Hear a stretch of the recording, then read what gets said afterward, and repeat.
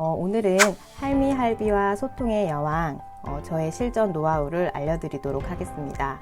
자, 기본적으로 치료사라고 하시는 분들은 대개 어르신들에게 우리가 흔히 말하는 싹싹한 성격을 가지고 있어요. 저 또한 아주 싹싹한 그런 치료사였고요. 자, 우선 저희가 노하우 이런 전수 전에 꼭 알아야 하는 그런 사실들이 몇 가지가 있습니다. 우선은 우리 할미, 할비 세대들의 문화들에 대해서 알고 있어야 되는데 이런 문화적 시대 상황 이런 것들이 크게 도움이 돼요. 그럼 대한민국의 20, 30년, 40년대의 어르신들의 시대 배경에 대해서 알아보도록 하겠습니다. 1910년 8월 29일 일본은 한일 병합 조약을 발표하고 대한제국을 일본의 식민지로 만들었어요. 자, 이때부터 일본이 우리나라를 강제로 지배한 35년 동안을 저희는 일제강점기라고 합니다. 1945년 8월 15일 우리는 드디어 강복을 맞이했지요. 자, 이 일제강점기를 유년과 청년기를 보내신 분들이 현재 우리들의 할머니와 할아버지 세대예요. 자, 하지만 우리는 독립 이후 편하지 않았어요. 자, 1950년 6월 25일 6.25 전쟁이 일어나게 됩니다. 이승만의 독재 정치와 4.19 혁명, 5.16 군사정변 이후 17년 동안의 박정희의 독재 정치로 대한민국은 눈부신 발전과 성장을 하게 됩니다.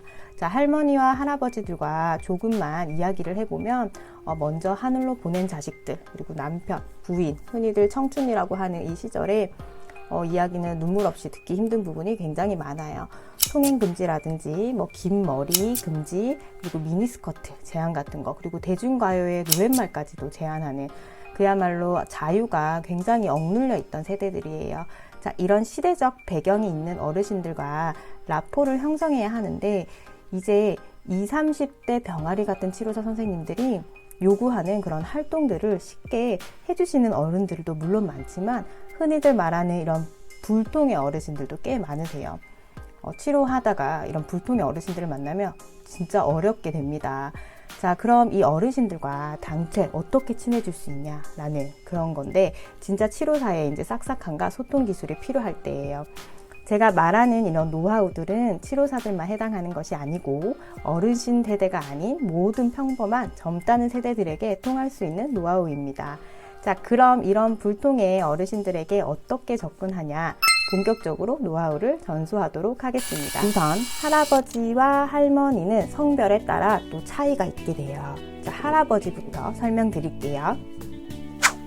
제가 작업치료사로 근무하고 있을 때예요. 병원에 근무하고 있을 때 담당 환자로 할아버지 한 분이 계셨습니다. 이 할아버지는 뇌졸중으로 한쪽 편마비가 오셨고요. 재활치료를 저한테 받고 있었어요. 그래서 할아버지는 늘 저에게 하시던 말씀이 있었습니다. 내가 전쟁에도 나가서 총알을 피했는데 이 중풍을 못 피해서 내가 선생님을 만나고 있어, 이렇게 얘기하시면서 늘 인사를 하셨죠. 자, 그렇게 할아버지가 한국 전쟁에 다녀오신 것도 알고 저는 할아버지에게 전쟁 이야기를 계속 물어보고 군대 이야기에 대해서 계속 여쭤보았어요. 자, 할아버지 전쟁 이야기 좀 해주세요 라고요. 할아버지가 이제 말씀해 주시는 그런 전쟁 이야기는 실로 너무나도 재미있고 진짜 태극기를 휘날리며라는 그런 영화의 한 장면처럼 할아버지 눈앞에 있는 화면을 설명하듯이 추임새도 넣어 가시면서 너무너무 재미있게 이야기를 해주셨어요. 자, 그렇게 오늘은 이만큼, 내일은 이만큼 하루하루 매일 전쟁과 관련해서 이런 에피소드를 들려주셨는데 저는 그 이야기가 진짜 재밌었어요. 너무너무 재밌고 할아버지가 그렇게 이야기하면서 해상하는 과정에 남자로서 뭔가 자부심을 느끼는 것 같기도 하고 해서 늘 보기 좋았어요.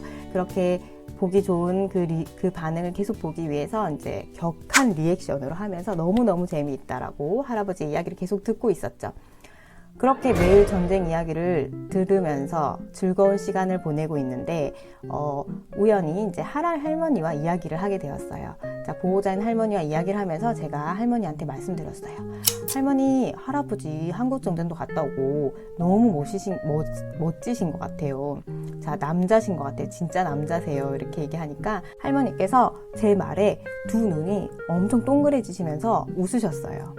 승상님, 우리 영감이 그러답니까? 이렇게. 자, 전쟁 갔다고 해. 그래서, 네, 할아버지 전쟁 갔다고 했어요. 이렇게 하니까 할머니께서 막 웃으시면서, 아이고, 속았네, 속았어. 이렇게 하면서 군대에 갔다 온 적 없다고 하시더라고요. 전쟁도 근처도 안 가셨대요. 자, 그렇게 저는 할아버지에게 이제 속았습니다. 자, 지금까지 할아버지가 해주신 전쟁 이야기는 정말 할아버지의 상상 속 이야기였던 거죠.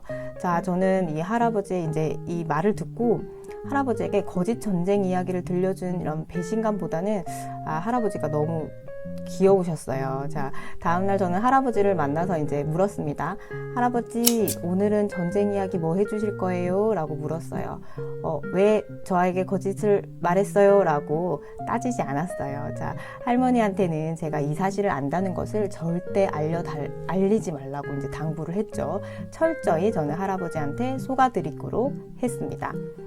제가 만약 할아버지한테 왜 저 속이셨어요? 라고 물었다면 어떤 일이 벌어졌을까요? 자, 할아버지는 손녀 같은 이렇게 저에게 치료사 선생님한테 굉장히 부끄러움을 느끼셨을 거고 치료실에 내려오지 않았을 거예요. 그리고 지금까지 쌓아온 저와의 라포 형성이 한순간에 무너져 버렸었겠죠. 자, 여기서 중요한 건 거짓 정보를 눈 감아주라는 게 아니에요. 자, 할아버지는 저에게 매일 군대 이야기를 들려주기 위해서 밤마다 머릿속에서 이제 이야기를 만들었을 거예요. 네, 이게 사실이든 아니든 어디서 들은 이야기든 드라마를 본 거든 영화든 이 이야기를 매일 들려주기 위해서 이렇게 뇌에서는 어마어마한 인지 활동을 했던 거죠. 자, 지금까지 이야기한 주제도 기억해야 하고요. 혹여나 중복되거나 아니면 앞과 뒷 이야기가 다른 건 없는지 이런 것들 다 생각하신 거예요. 그렇게 해서 이렇게 저한테 들려주기 위해서 인지활동을 했다는 그 사실이 저는 너무너무 감동이었습니다. 그렇게 해서 할아버지 치료에 좀 더 정성스럽게 쏟았던 기억이 있는데요. 어르신들과 라포 형성을 하기 위해서는 우선 어르신들이 말씀을 하셔야 돼요. 입 밖에 말을 내뱉으셔야 되는데 특히 앞에서 이야기했듯이 현재 시대의 노인들의 문화적 배경에는 이런 아픔과 슬픔이 한이 맺혀 있으신 분들로 병원에 계시는 분들은 더더욱 말씀하는 거 힘들어하시고 입이 무거우세요. 이런 분들의 입을 열게 할 수 있는 그런 열쇠가 되는 노하우가 이제 저의 작업치료사의 경험으로 있는 것이죠. 자, 먼저 할아버지들의 라포 형성의 노하우입니다. 우선 할아버지에게 자신의 일생 한평생에 살면서 가장 잘 나갔던 시절을 회상하게 하고 그 이야기를 영웅담처럼 하게 하면 라포 형성 가능합니다. 그렇게 해서 저는 이제 군대 이야기와 전쟁 이야기를 물어보게 됐는데 술술술 나오게 돼요. 남자분들은 군대 때 이렇게 자신의 남성상이 강하게 작용했을 때를 또 굉장히 잘 나가던 시절로 또 회상을 하게 되거든요. 자, 그리고 또 한 개가 더 있습니다. 그 한 개는 이것은 좀 친해졌을 때 물어봐야 되는 건데 바로 첫사랑에 관한 질문입니다. 진짜 신기하게도 할아버지들에게 이런 질문을 드리면 기억 안 나 하시거나 말씀 안 하실 것 같죠? 자, 하지만 아닙니다. 할아버지들 대부분 찐 감성적이세요. 자, 보자, 첫사랑이라 하면서 회상하시면서 말씀해 주십니다. 그 중에는 지금 보호자인 할머니가 첫사랑이라고 하시는 분들도 계시고요. 10명 중에 7분은 동일 인물이세요. 궁금하죠? 한 분 아니고 동일 대상이세요. 자, 바로 그분들은 옆집 누나나 친구의 누나의 연상이 대부분이셨어요. 자, 그렇게 첫사랑과 이제 있었던 그런 일화들을 이야기해주고 하면서 영웅담이 늘어나요. 그러면 이야기는 이제 가지치기가 됩니다.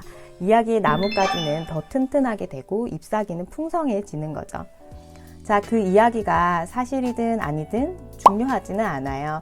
그 이야기를 통해서 할아버지가 간직하고 있는 이야기를 손녀 같은 치료사에게 해주고 그 치료사가 나의 비밀을 알고 있다는 그것 자체가 소통이 되는 거고 라포 형성이 쌓이게 되는 거예요. 자, 그리고 많은 어르신들을 치료하다 보면 경험에서 이런 우러나오는 그런 설명하기 어려운 게 하나 있어요. 할아버지가 외모도 잘생겼고 입담도 좋으신 분들이 있어요. 한 번씩. 그런 분들한테는 이제 둘째 부인과 셋째 부인들이 있으세요. 자, 심지어 둘째 부인이 면회 오고 첫째 부인과 교대로 간호하는 것도 봤거든요. 자, 지금은 일부 일처제잖아요. 근데 지금 할아버지 세대 때는 일부 다처제도 있었던 그 시대예요.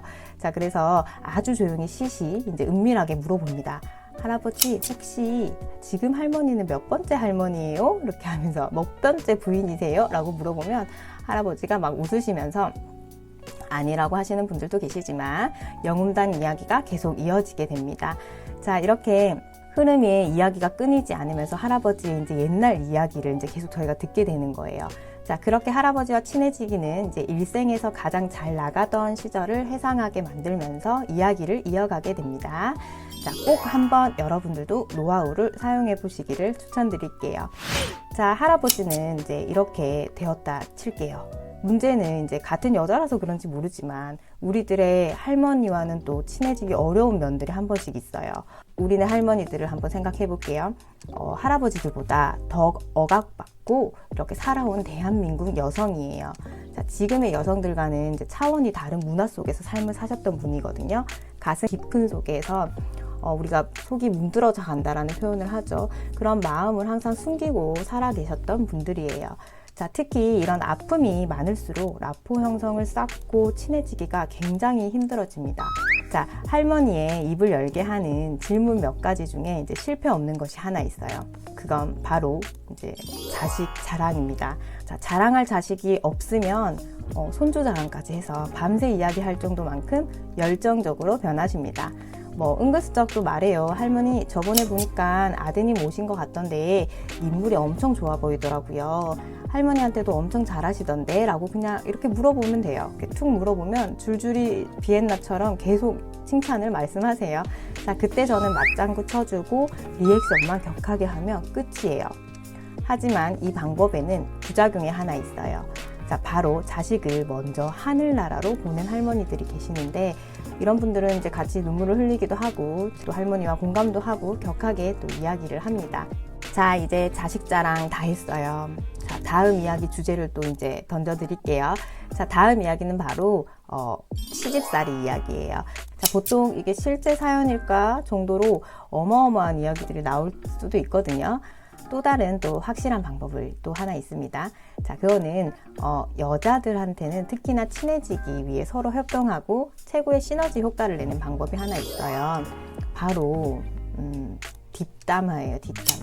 네, 뒷담화는 안 좋은 겁니다. 자, 누군가 너와 내가 아는 다른 제3자를 걱정해주는 행위라고 다시 할게요.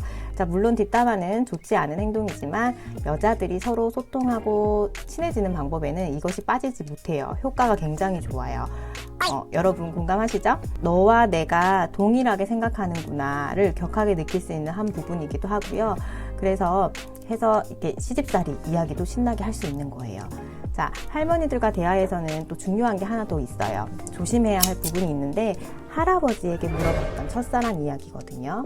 자, 시큰둥하십니다. 첫사랑 물어보면 기억나는 게 무조건 없다고 말씀하세요. 그리고 더 나아가서 할아버지, 즉 배우자를 어떻게 만났냐고 물어보면 역정 내시는 분들도 계세요.